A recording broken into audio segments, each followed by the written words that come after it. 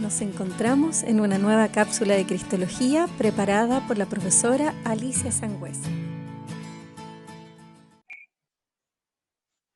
¿Quién es Jesucristo? ¿Quién es Jesucristo para nosotros hoy? La profesión Jesús es el Cristo que representa el resumen de la fe cristiana, no siendo la cristología otra cosa que la concienzuda exposición de esta profesión.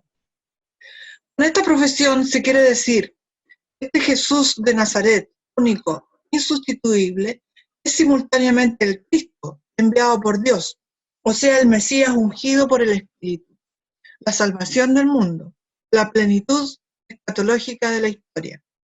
Walter Kasper en su libro Jesús el Cristo. Hemos iniciado este itinerario hacia Jesús de la mano del libro Jesús, los orígenes históricos del cristianismo de Samuel Fernández. ¿Qué fuentes tenemos para conocer a Jesús? Las fuentes son sus huellas, su propia iglesia, una comunidad visible que remite sus orígenes a la persona de Jesús de Nazaret. Las fuentes documentales disponibles para conocer son los evangelios canónicos, es decir, los que están en el Nuevo Testamento, y algunas breves alusiones en la literatura pagana. ¿Cuáles son las primeras convicciones sobre Jesús? Los escritos del Nuevo Testamento nos permiten conocer el contenido de la fe en Cristo de los primeros cristianos. Se puede reconstruir, al menos parcialmente, algunos elementos de la liturgia, la predicación y la vida de la comunidad que contienen una cristología implícita. Si Jesús fue ejecutado y murió violenta y vergonzosamente, ¿cómo se explica el surgimiento de una comunidad de tanto empuje, vitalidad y entusiasmo en circunstancias tan adversas? Los factores que explican el nacimiento de la iglesia son la vida terrena de Jesús y la experiencia de la resurrección. Acceder a los datos que pertenecen al Jesús terreno es una compleja tarea crítica. Los evangelios no pretenden ser cronologías de la vida de Jesús de Nazaret. Son relatos de la obra de Jesús centrados en su muerte y resurrección. Fueron compuestos en función de la predicación de la comunidad.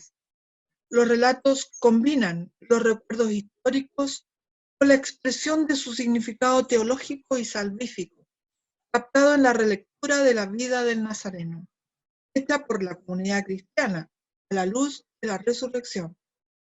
Para comprender a Jesús es indispensable conocer el contenido de su predicación. Por ello, también es necesario adentrarse en su mensaje, que no se reduce a sus palabras, sino que se expresa también por medio de sus acciones. El cristianismo no es una filosofía, un mito o una especulación que nazca solo de las exigencias del corazón humano. Jesús no es la mera proyección de las esperanzas de Israel, ni de los más altos ideales del hombre.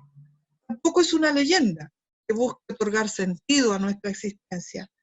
El cristianismo es un acontecimiento que tiene su fundamento en la revelación histórica de Dios, en Jesús de Nazaret, aquel concreto hijo de María, que según la expresión de San Juan, contemplaron nuestros ojos y tocaron nuestras manos.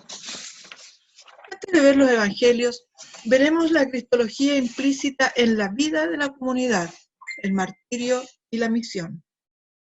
Durante los primeros años en que se desarrolló la cristología, se pueden distinguir tres grupos cristianos desde el punto de vista cultural: los judeocristianos de lengua aramea, los judeocristianos de lengua griega y los etnocristianos provenientes del paganismo.